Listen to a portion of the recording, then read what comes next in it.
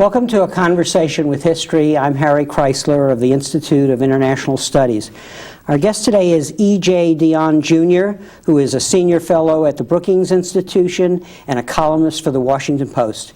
He is the author of several books, including Why Americans Hate Politics, They Only Look Dead, Why Progressives Will Dominate the Next Political Era. And he's the editor of two books, one with John J. DiLilio, What's God Got to Do with the American Experiment? And most recently, a book with William Crystal called Bush versus Gore, The Court Cases and the Commentary. E.J., welcome to Berkeley. Good to be here. Where were you born and raised? I was actually born in a hospital in Boston, but I was raised in a place called Fall River, Massachusetts, which is a factory town about 50 miles south of Boston. A lot of people go through my hometown on the way to Cape Cod. I love my hometown. I've spent time up there. My mom died a few years back. I get up a little less, but it was a very political town. It was a friend of mine once said that there were three kinds of people in Fall River: people running for office, people getting ready to run for office, and people recovering for running for office. And I think you just sort of you got interested in politics just by breathing the air. And how did your parents shape your character, do you think, in retrospect? Well, in a lot of different ways. I mean, my mom was a teacher and a librarian most of her life. She worked and retired at age 75, and so, books were. I got to love books and book learning through her. My dad was a dentist who loved newspapers and politics. I mean, I think I'm totally a creature of and happily so, a creature of my upbringing. My dad would get 4 Sunday newspapers, and he loved to argue politics. My whole family loved to argue politics, and so. In fact, my dad and I argued all the time about A, politics, and B, why the Red Sox were losing. and in these arguments, you often would take positions that you might not have held, but you were forced to think about them and argue. Right. My dad had a wonderful idea, which I hope I sort of stick to, which is he thought it was a good thing for kids to argue with their parents. He thought it was a good thing to sort of sharpen your mind and sort of have to come to terms with whatever you were arguing about. So my dad was a conservative, but I always say he was a compassionate conservative before compassionate conservatism was cool. But he was also very independent-minded, so he was against the Vietnam War before I was, which is very much the reverse of what happened with a lot of people at that time. But he would usually take a position well to the right of his own, and I would often take a position to the left of my own, and we would go at it. And the lesson I learned from that, and also from my dad's sort of family, was a very large family, and that was a very political time with Vietnam, and every family event was a political argument. People were, and it was a politically diverse family.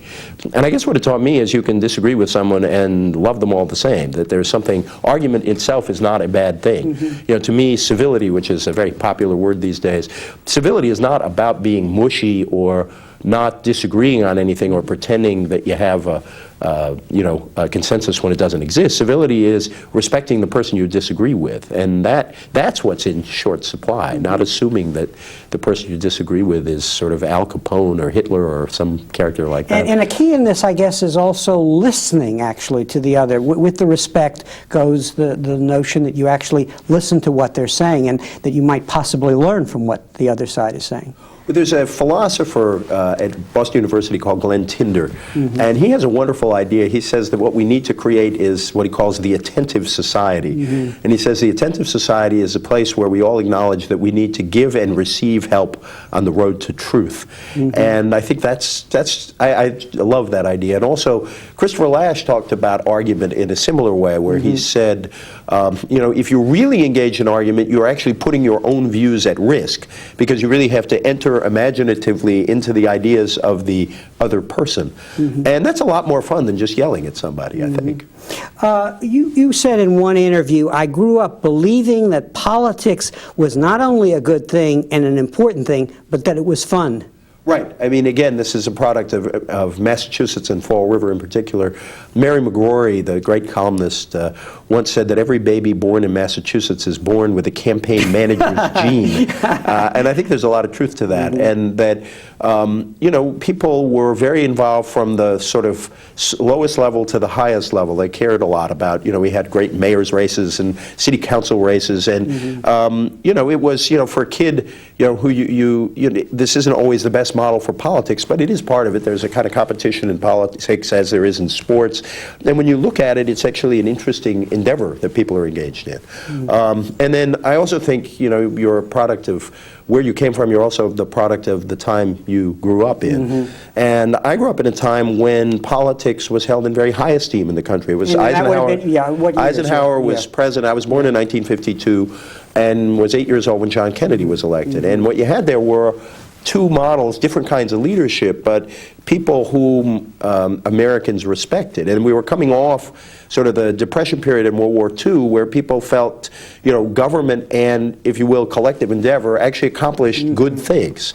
And so, that's my view, and I'm going to stick with it. And it shaped me, and it sort of pains me that, when I look at sort of the experience kids have now of politics. We went through a long period of disengagement, scandal, and the like, and it creates a wholly different attitude, for completely understandable reasons, toward public endeavor.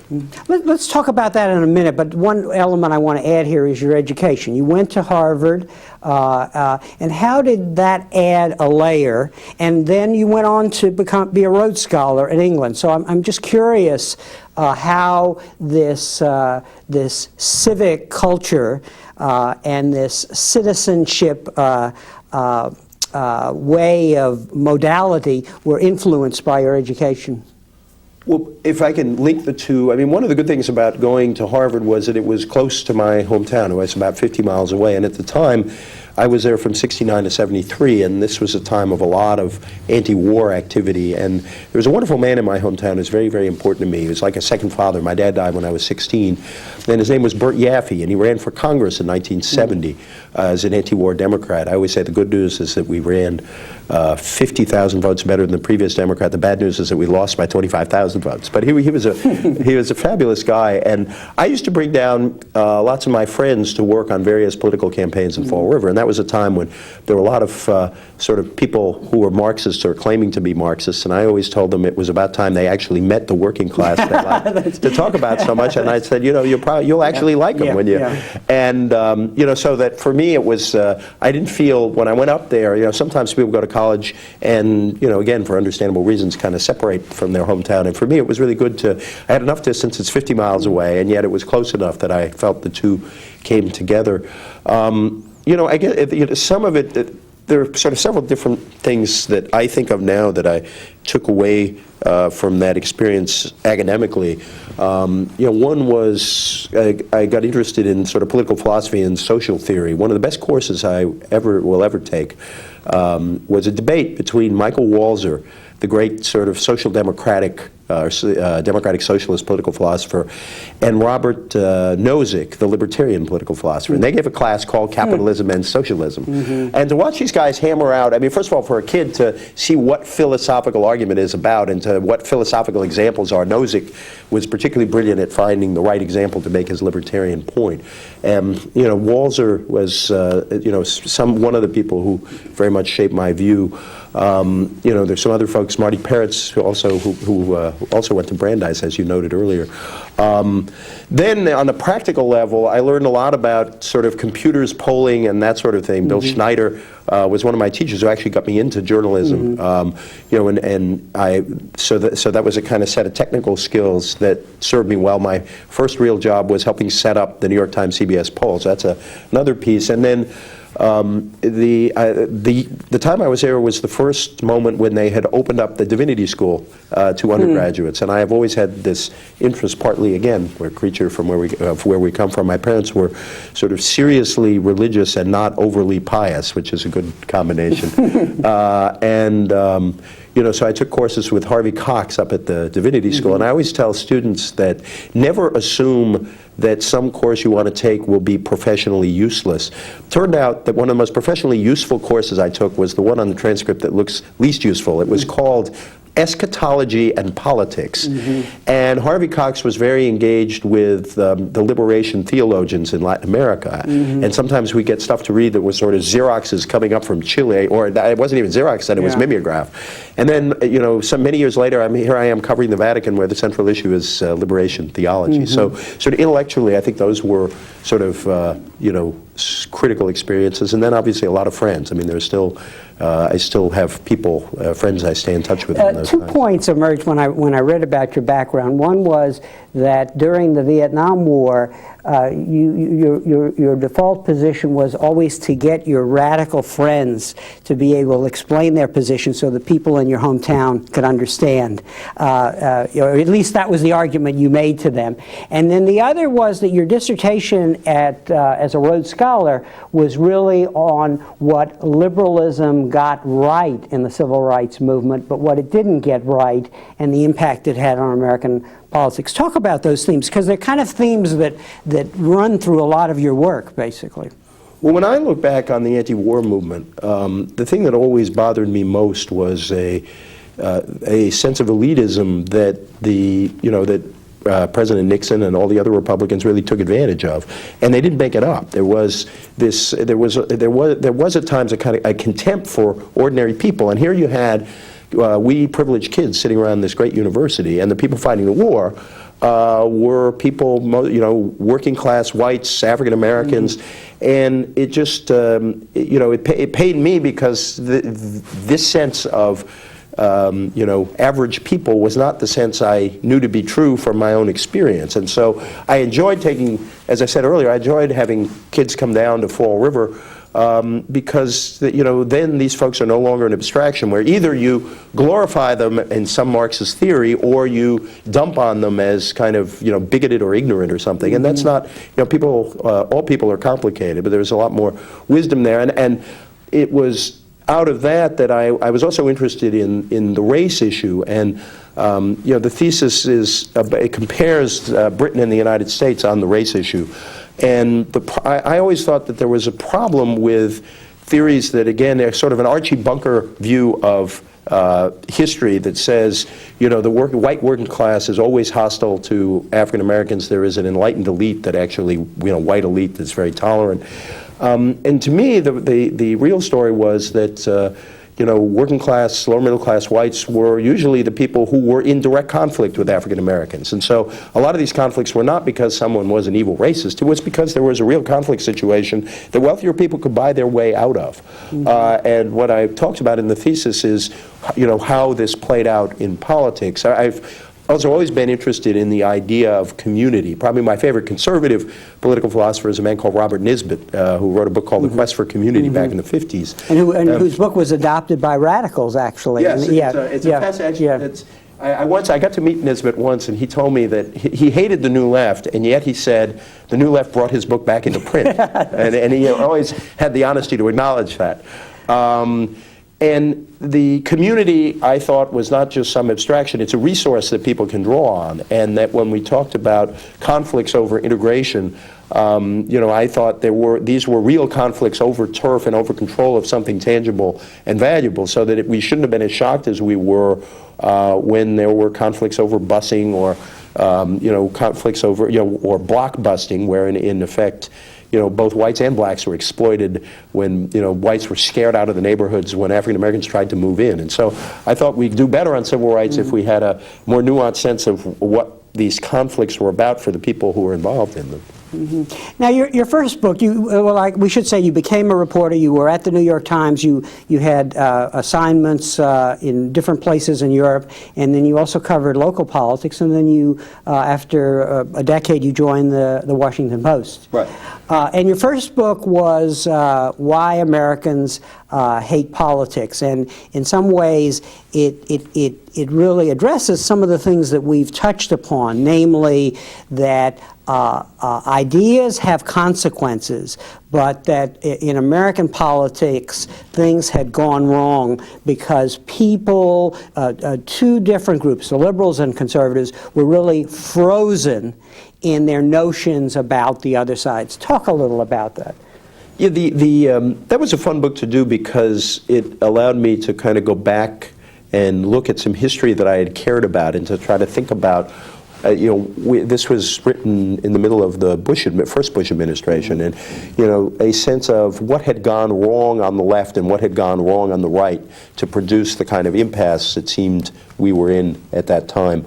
And but the core argument of the book is that politics in America was cast as a series of false choices, and that we argued, say, about whether feminism was a good thing or the family was a good thing. And in fact, most Americans think equality between men and women is a good thing, and that the family is a good thing, and that wasn't a very constructive or helpful way to talk about the problem. And you could go through a whole series of issues. Government is good or government is bad. Well, in fact, government can be both. And so there was a kind of argument that was not productive, and that I think Clinton took advantage of that argument. I mean, he ended up quoting the book quite a lot, which was actually both wonderful and embarrassing to a reporter who was covering the campaign. I suppose in the end I was happier that he quoted it than ignored it. But it was a very interesting period for me, because I wasn't yet. I wasn't yet a columnist, so I was actually trying to cover this, fair and square, and I think I did that. People can look at the stuff and judge. But anyway, it was a fascinating period, and I think he and a number of other politicians sort of grabbed the idea that you had to get out of this argument into something else, and that's what the country was looking for. Oddly, Ross Perot had some of that sense too in 1992. There were a lot of, apparently, I'm told, a lot of Perot supporters bought my book also at that time. In looking at some of your writings, I saw two among other insights, but I just wanted to focus on two. In describing this gridlock, on the one hand, ideas were, you emphasize again and again that ideas are important, that they have consequences. And you look at the ideas of the conservatives and the liberals. But in some ways, the ideas become sticky. People don't want to move beyond where they are and empathize, as you said earlier. Lash talked about getting in the mind of the other side. So in a way, they needed a little of your old hometown in the national debate, in the sense of actually listening to the other side to see what could be learned from the other side, so that you could get a common position that elevated things. I think you put that better than I could. I should just let that stand. At the end of the 2000 election, I went to a little town called Gallipolis, Ohio, which is in the Ohio River Valley, right over the border from West Virginia. And I spent a day there wandering around, and there was one of my favorite stories out of that was I visited the two-party headquarters, which were on this, they were both facing this lovely square and looking out into the Ohio River. And I discovered that from the guy running the Democratic headquarters, that somebody in town had tried to get through to the Republican headquarters and failed. So they called the Democratic headquarters and say, could you get this message up the street to the Republican headquarters? And I used that. That did not mean that these, yes. And they did, and they, and so the connection was made. It wasn't the case that because that happened, the guy at the Republican headquarters agreed with the guy at the Democratic headquarters. They disagreed fundamentally on a lot of things. It just meant that they were neighbors. And in sort of the kind of politics that's practiced through the mass media, people aren't neighbors. People don't know each other. It's very easy to say truly nasty things about somebody you have never met. I mean, once in a while it's easy to say nasty things about somebody you've actually met, but it's much harder. And I think you're seeing that at many different levels of politics. In Congress these days, people are spending less time in Washington, more time in their districts. People don't know each other's families. And again, it's easier if your little kid plays soccer or baseball with somebody else's little kid, your personal attitude toward the person is different. Now, that doesn't mean you don't disagree. It doesn't mean you don't fight like crazy for something you care about. But it does change the nature of the relationship with the person and the nature of the argument. And in terms of these, well, go ahead. Well, no, go ahead. Did you want? No, what I was going to say, I was trying to sort of get to the question about. I like that notion of the stickiness of ideas, and when is flexibility a sort of a violation of your own principles, and when is flexibility important? And I think that there were certain ideas at the time. People who were right about civil rights couldn't come to terms with why downscale whites might have certain grievances that were more than just resentments. People who were feminists couldn't understand the strength of the other side's commitment to family, and vice versa. That people would use, on the right, feminists were demonized as if they were proposing that, all children be herded into sort of collective care for 15 years of their lives. I mean, it was a parody of the actual position, and that happens a lot in politics. Another example, which actually broadens this a little, you used in something I read the example of the Bush campaign, the first President Bush, in his campaign against Michael Dukakis on the issue of the Pledge of Allegiance in the classroom, and the extent to which that there, at one level, was kind of malicious, this whole discussion. But on another level, that the slogans and the short version of the story, really underneath it lay a real conflict about values, and that we were avoiding getting into the discussion about one group's concern about their values and the erosion of those values. Talk a little about that. Well, I thought the '88 campaign should have taught those of us in journalism a lot of lessons, because the pledge, I thought, was an interesting example, because at one level it was a phony issue. Dukakis's interpretation of what free speech meant for Jehovah's Witnesses. It was Jehovah's Witnesses had originally brought these cases. And he signed legislation essentially that banned. No, he vetoed a bill that would have required the Pledge of Allegiance on the grounds that you couldn't force people like Jehovah's Witnesses who conscientiously objected to that to recite it in school. And of course, the shorthand was Dukakis vetoed the Pledge of Allegiance. And actually, oddly, it was a story I ended up, in quotes, breaking, because Newt Gingrich called me one day and said, "Hey, I've got this veto message, you should look at it." What was fascinating is the Dukakis folks did not take it seriously. I thought it was kind of a joke issue. What I thought the press should have done with that is said, okay, there is a side to this that is this is sort of exploitation politics.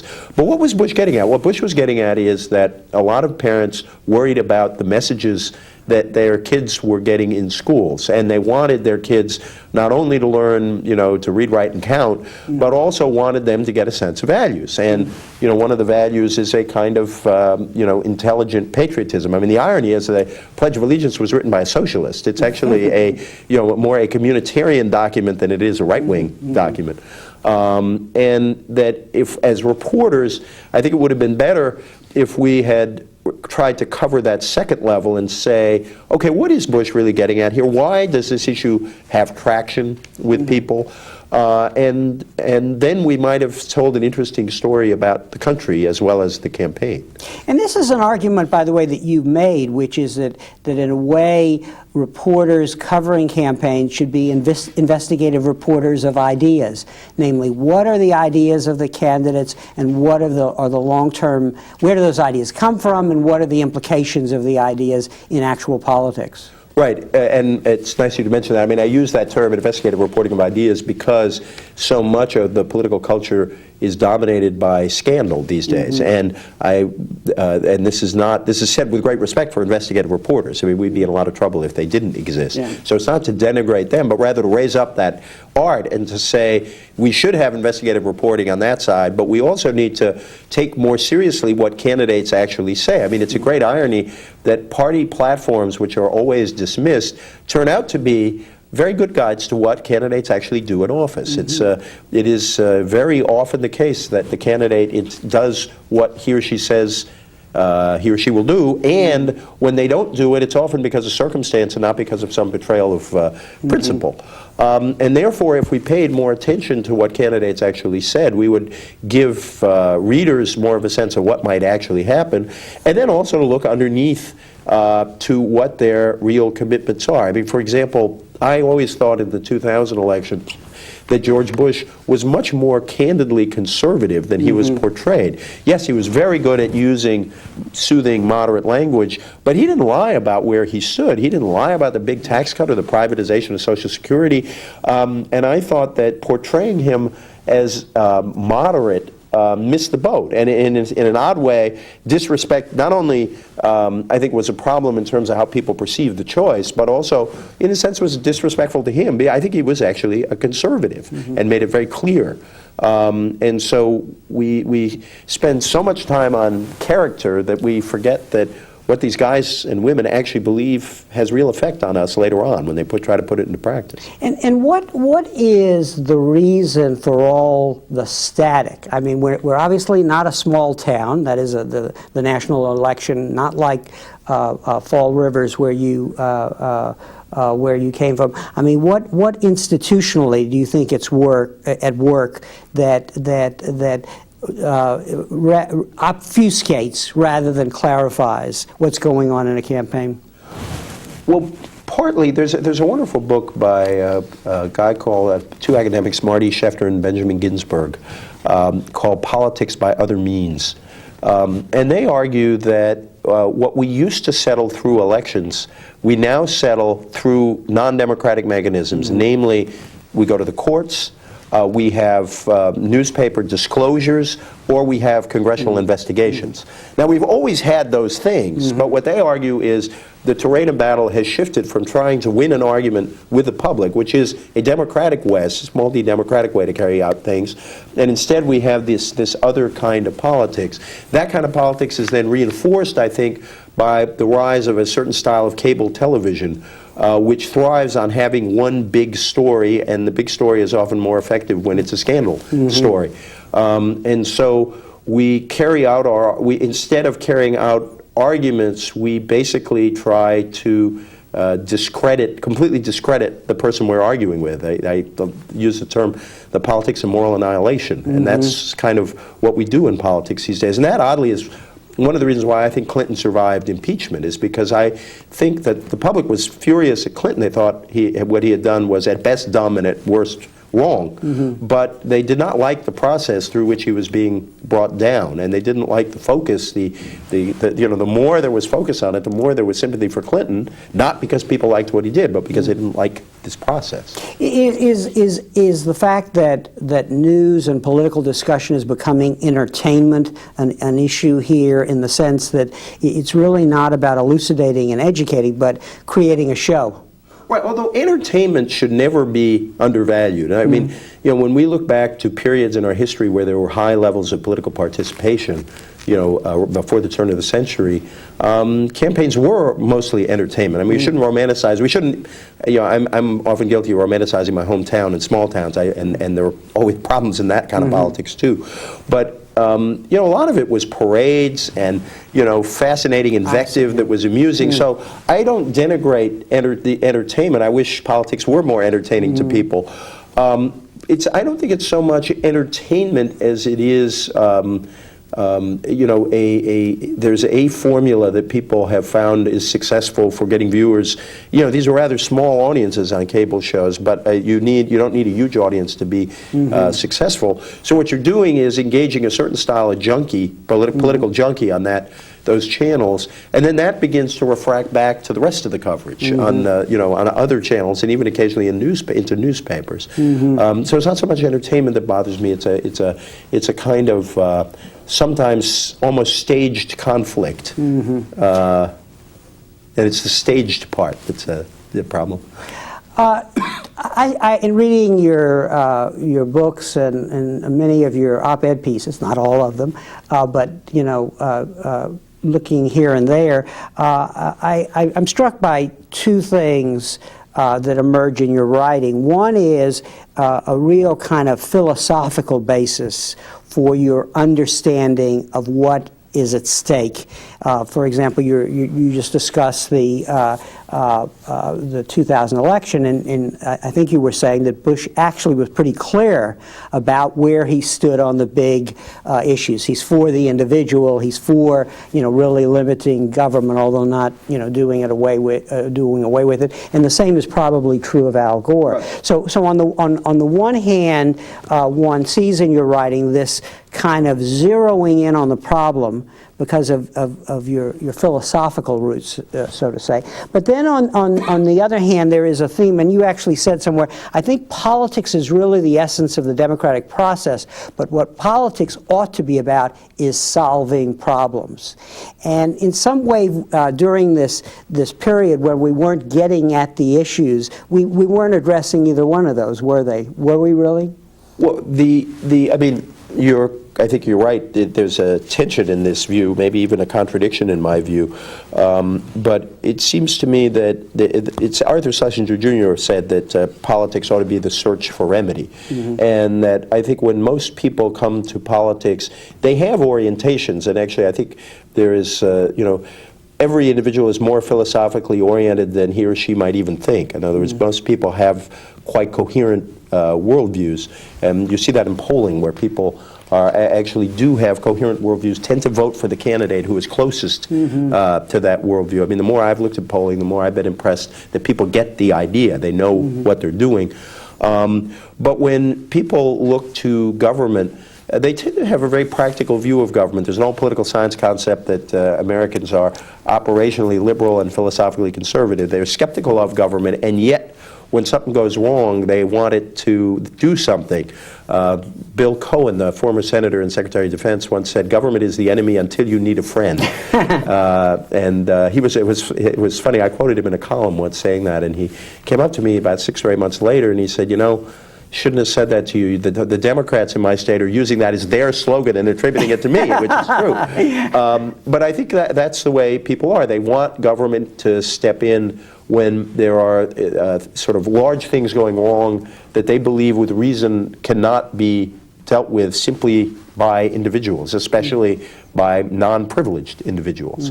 And I think the kind of relentless attack on government, largely from the right, sort of discredited that idea, and yet I still think that's where Americans were. And I think you saw that in the Clinton years, where there was a softening of the anti-government rhetoric. And Bush is very interesting that way, because his rhetoric is quite sympathetic to government, and yet his program is actually, Reaganism redux, because the pressure from these tax cuts is designed to reduce the size of government, as a lot of, some honest conservatives have said. But the fact that he had to change the rhetoric suggests that we moved away some from the idea of always demonizing government. In both of your books, in which, in a way, you're looking for a progressive solution to this stalemate, and after listening to you now, I would call it almost a progressive conservative position that you have. How so? That's an interesting concept. Well, I think, in other words, your emphasis on community, basically. In other words, that your notions of social justice strike me as being having a community dimension, which and this strikes me as going back to your roots, and I think it enriches what you're saying, because it moves you beyond the purely simple social justice position. So that's my take on you. Is that fair? Well, that's very interesting.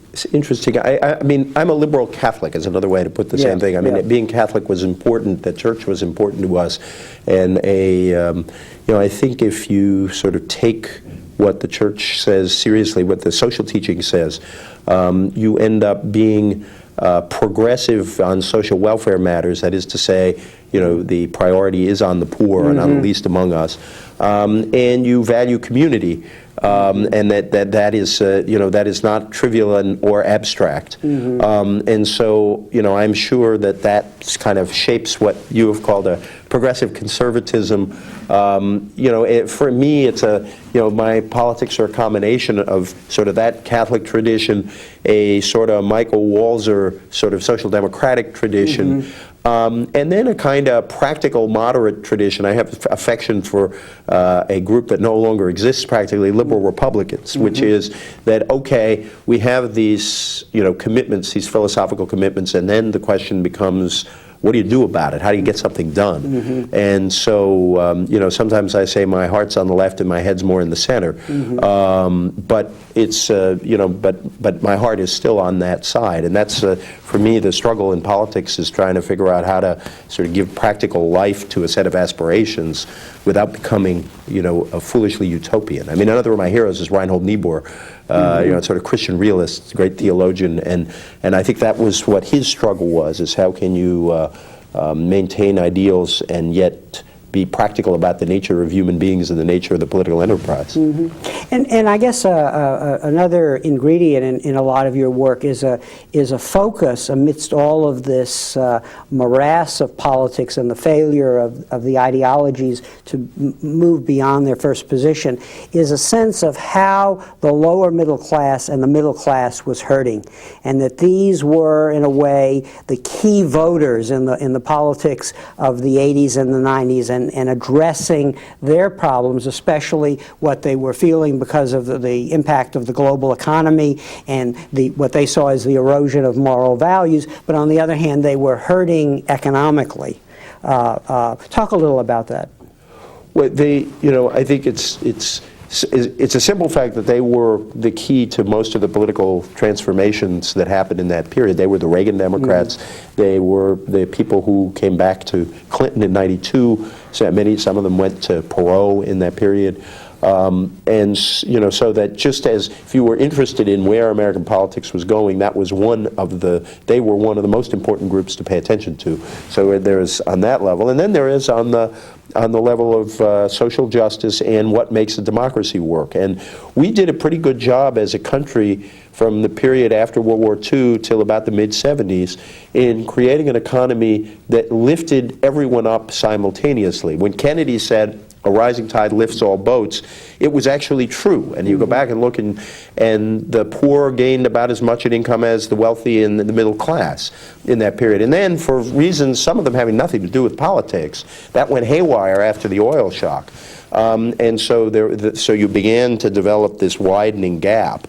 And, it goes back to, our founders talked about needing a kind of mass property owning base, middle class base, to have an effective democracy.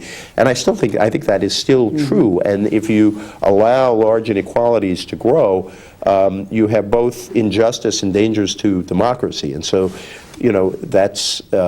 that's where a lot of that came from. And then, the simple fact is a lot of those folks were folks I knew and had I sometimes write my column is in my hometown paper, and I sort of always have in the back of my head, what would somebody back in my hometown think of this? How would this affect the folks I grew up with? And, Fall River was a working class town with an upper middle class, where there was a sense of linkage between people. It wasn't there weren't gated communities, so you could be. I mean, my dad was a dentist, so I was hardly a working class kid, but a lot of my friends were working class kids, and we didn't.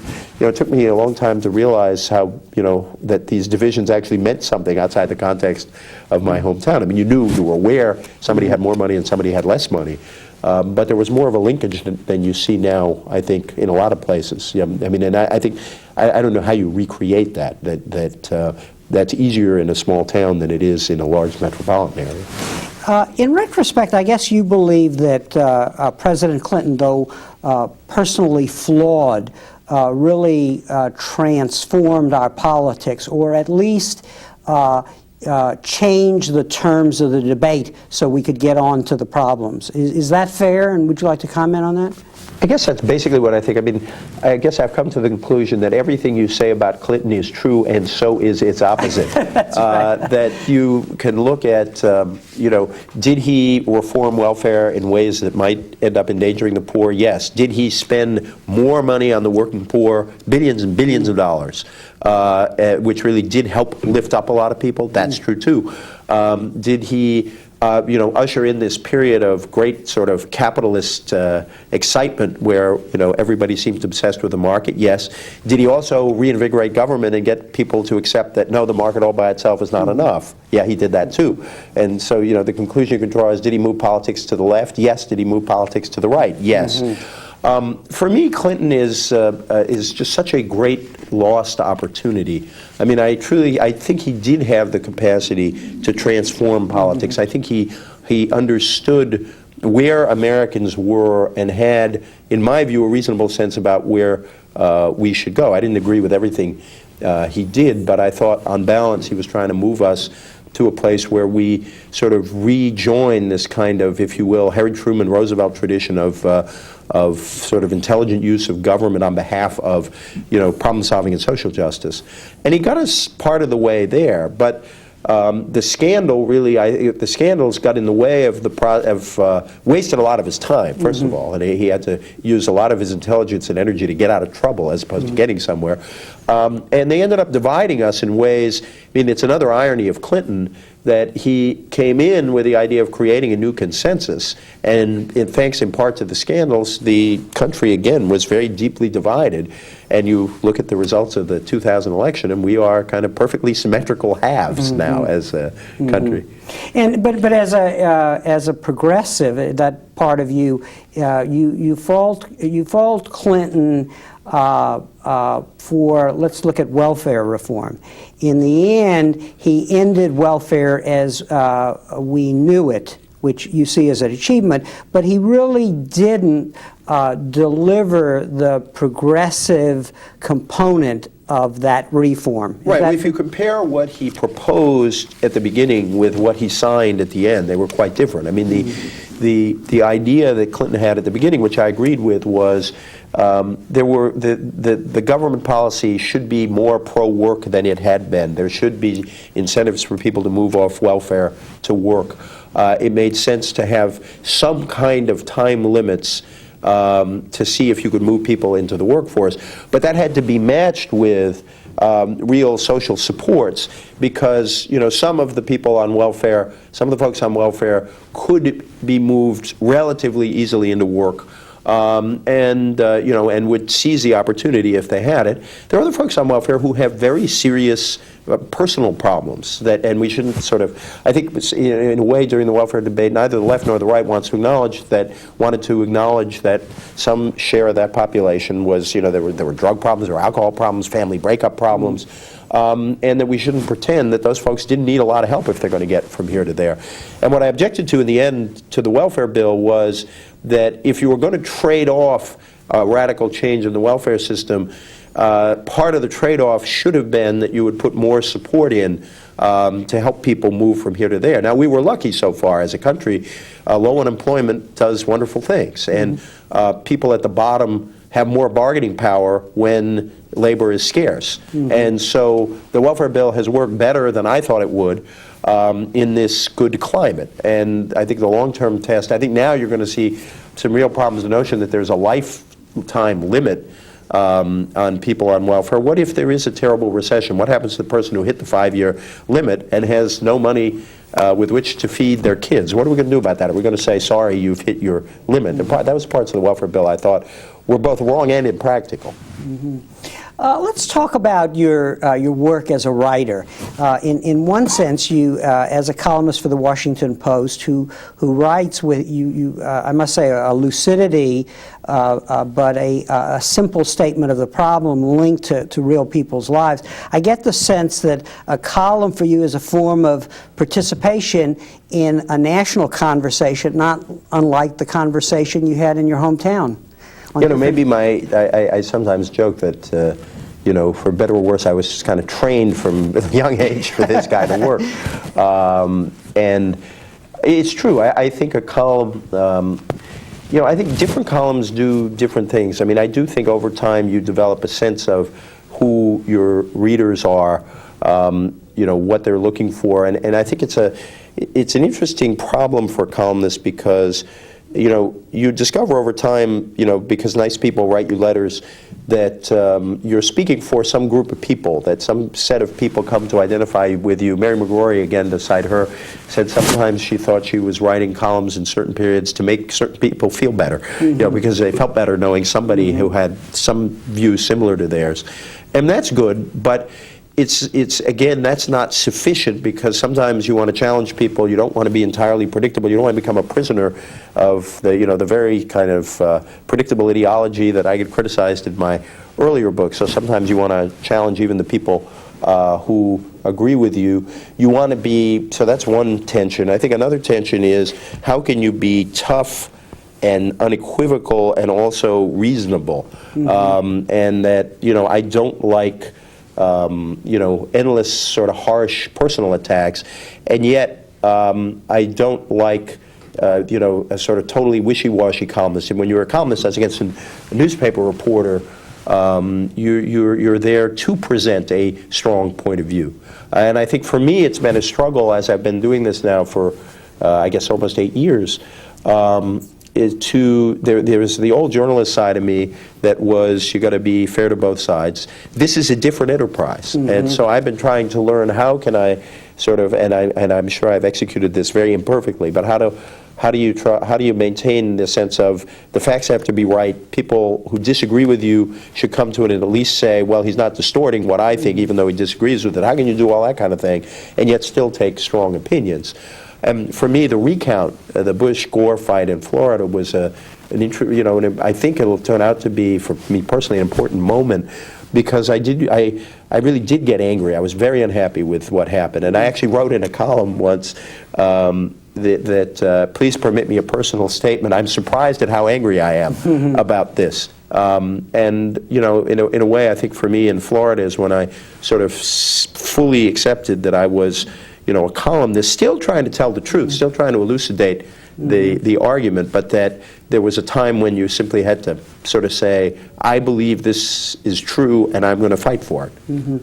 We had Connor Cruz O'Brien here, and we talked about this dichotomy between rationality and passion. And he said, you have to think about the issues, but the feelings precede the thought, as it were, and then, of course, are qualified by the thought. Does that kind of process go on in your mind in that way, or a different way? I don't know if I would want to pretend to that profundity. That's a very nice, that's a very nice formulation. I guess I in some ways, I probably trust reason more than I trust passion, and that's probably just sort of deep inside me in some way. And I'm sometimes suspicious of passion. I guess the word I'd like better than passion might be commitment, or it might even be loyalty, where you are sort of. You're concerned about groups of people, you're concerned about certain traditions, you're concerned about certain values, and those inform your use of reason. And those commitments, you pray that those personal and intellectual and philosophical commitments don't get in the way of your capacity to reason. And that's probably also kind of Catholic, too. Does writing come hard? Is writing hard for you, or does your words flow easily? I've always loved writing. I've never regarded myself, and do not today regard myself, as a great writer. I think I'm a clear writer. I mean, the writing, the essays I'm writing that I like best are Orwell's essays, Politics in the English Language, and Why I Write. And Why I Write is very interesting, because Orwell said that I wrote best when I really cared passionately about a question, especially a political question. I find that writing doesn't come that difficult, but there are moments when I sit down and I'm a sort of inveterate reviser, and that I constantly look at a sentence I write, even after the column is in print, and I said, why didn't I change that word? Why did I use that clunky phrase? But as I go along, I mean, today before we got together, I had to edit a column with my editor, and we do this over the phone. And right till the moment we hang up the phone, I find myself changing a word here or there. So to sort of get the basic idea down, to get a set of sentences that I like down, is not difficult. But then, for me, different people have different methods. Some people I admire greatly produce very nearly perfect sentences the first time around and never have to touch them. That's not me. And the process of revision is fun. In fact, in my son is in a class where there's a lot of emphasis on writing, and teacher asked me to come in and talk about revision. And I think what I'm going to do is take a passage of Harry Potter and talk about what that passage might have looked like 5 drafts earlier, and how do you get from here to there. So that tends to be the way I like to write. The other problem with a column is how good is your idea on any given day, and how deep is your well of ideas on days when nothing obvious hits you. Do you have some thoughts that do you have some thoughts, ideas, subjects you want to write about that carry you on those days? And that's an interesting challenge. And good thing about it is people give you ideas all the time. Either because they know you write a column, or because you run into some smart person who suddenly makes you see the world in a way you didn't before, or see some event in a different way. And I guess you do a lot of talking with influential people in Washington on the one hand, but I get the sense that you're also talking, you're out on the hustings, so to speak, sort of listening to average people and what their concerns are, and you're in essence trying to mediate these two. That's a really nice thing to say. I probably don't do it nearly enough. But, I do like to go out in the country. I mean, in fact, for me personally, I've traveled somewhat less because I now have 3 little kids, and the travel looks a little different That's right. when you have kids. And it's voluntary on my part. I like being with them. But during the campaign, I try to get out and around the country, as much as is plausible. And I do enjoy, I find it satisfying, like that little Gallipolice column. I'm not sure that column had any sort of profound insights in it at all, and yet I tremendously enjoyed just kind of dropping into this community and sort of listening to the way people were talking about politics and the difference between that and the way we do in Washington. I'm not a basher of inside the Beltway. That is a term used by some people inside the Beltway to bash other people inside the Beltway. So I think it's a phony distinction to some degree. But there is some reality about how a person, whether inside or outside the Beltway, who is not a professional, may talk about politics over the fence than the way those of us either in the media or in politics might talk about the same set of questions. How would you advise students to prepare for the future if A, they wanted to either be in politics, or A, be in politics, or B, write about politics? The joke has been for a while, if you want to be in politics, from the moment you make that decision, don't do anything controversial or interesting, let alone immoral. Clinton proves the rule, I guess. Or maybe it proves the opposite. I don't know, I guess I sort of like the idea of using your years in college as a time to sort of expand what you know, and not as a time to be narrowly professionally focused. Obviously, if you're a scientist, if you want to be a scientist, you've got a series of building blocks, and it wouldn't be bad to actually have more scientists in politics. But I think that there is sometimes people are very professionally driven. I think that, especially in journalism or politics, knowing a lot about how to write and speak, and knowing a lot about history can be much more helpful than studying the techniques of this or that. So that I have sort of the same view. I mean, I respect journalism schools and know a lot of good people at them, but I like the idea of journalism schools after college, and to be a sort of generalist while you're in it, and then also just do the stuff. I mean, one of the beauties of newspaper writing especially is anybody can be a newspaper writer. Anybody can learn how to write a sentence. And you have opportunities in college papers. A lot of small towns are very short of good people to write for newspapers. You have a lot of opportunities to do that. And then the other thing is just obvious, which is have some experiences. Don't necessarily commit yourself immediately to a path. Do some things. I think have some things you can draw on when you start doing this kind of work. One final question, short answer because of the time. How do you see problems ahead of the time. As a writer, it's very clear in your work that somehow a muse strikes you, and you're grappling with a problem in a way before ideas about the problem have reached fruition. Right now you're working on, or you have been working on religious-based organizations, and I think you were doing that actually before it became a national conversation in the way it has with President Bush's new initiative. Tell us briefly about what is it? Is it the reading? Is it your knowledge of history? Or is it just keeping informed? Well, I hope what you said is true. I mean, I was always struck. Michael Harrington, the great American socialist, had a book where the subtitle was "The History of the Future," and I have always enjoyed trying to think, sometimes successfully, sometimes unsuccessfully, about how would this time look if you looked at it in 10 years. If I were reading a book about this moment, what would that book say about what happened afterward? And it's just it's just a habit of mind, for better or worse. But as I say, some of it is luck, and some of it is just when something you happen to care about also happens to become an important issue. I mean, I've been interested in the faith-based thing for some time. I don't pretend I saw the huge interest that now exists in it coming, and yet it just struck me as natural that it was very clear that we were renegotiating the question of faith and public life. It was clear that the religious right had an effect in making people think about this, but also that there was a kind of revival among moderate and progressive religious people, an intellectual revival and a revival of activism. And that, I think, you could see that out there, and then the rest has happened more quickly because of Bush's election.